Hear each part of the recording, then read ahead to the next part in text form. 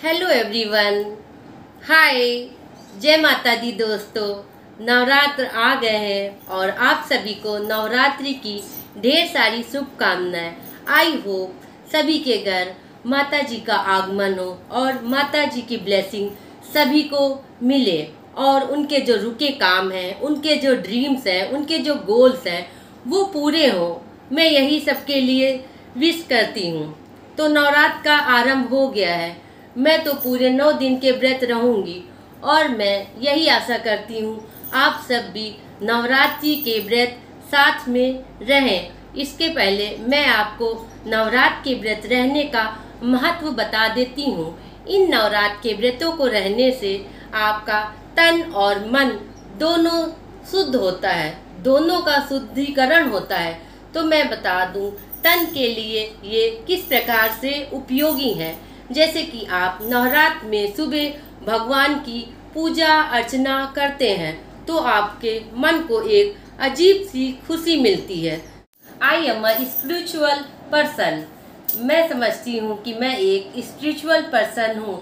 जिस तरह अब मैं आपको बता दूँ, जिस तरह हमारे शरीर को एनर्जी हमारे भोजन से मिलती है, उसी तरह हमारे मन को, हमारी सोल को, हमारी आत्मा को एनर्जी प्रेयर से मिलती है।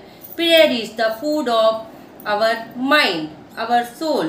इस तरह से हम पूजा अर्चना करके अपने मन की शुद्धिकरण करते हैं। नवरात्र के दिनों में हम झूठ नहीं बोलते हैं, किसी की बुराई नहीं करते हैं और 9 दिनों में दान आदि करते हैं, कन्याओं को कुछ खिलाते हैं, जिससे कि हमारा मन बहुत प्रसन्न रहता है और इस प्रसन्नता को और इस तरह से हमारा मन शुद्ध हो जाता है। और दूसरी तरफ हम जब फास्ट रखते हैं तो कुछ लोग तो फलाहार करते हैं और कुछ लोग सिर्फ एक टाइम ही भोजन करते हैं। उस भोजन में वो हल्का सा सेंधा नमक लेते हैं।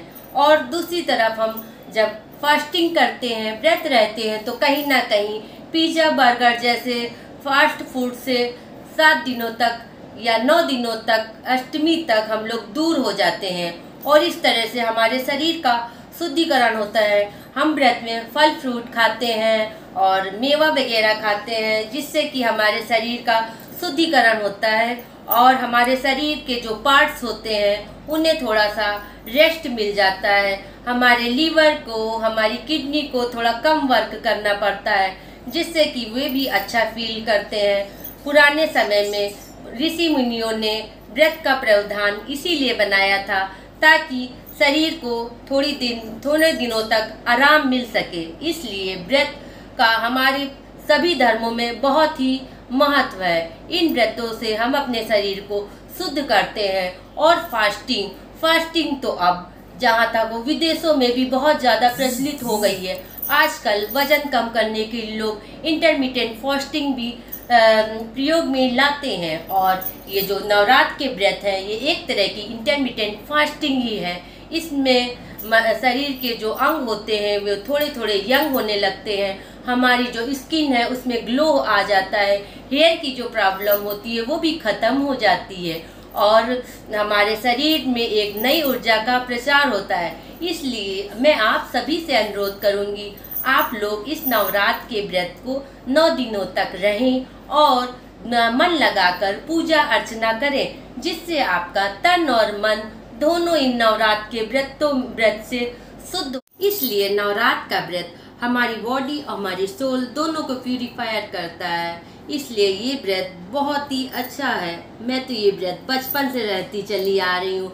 माता जी ने मेरी आस्था और बढ़ा दी, जिससे मैं ये व्रत पूरे हर्षोल्लास से अब रहती हूँ और इन 9 दिनों में जो भी होता है दान आदि करती हूँ। आप लोग भी इस 9 दिनों में व्रत करें और कुमारी कन्याओं को जो भी हो सके दान करें, गरीबों की भी सेवा करें, तो आपको माता रानी बहुत ज़्यादा प्रसन्न होंगी।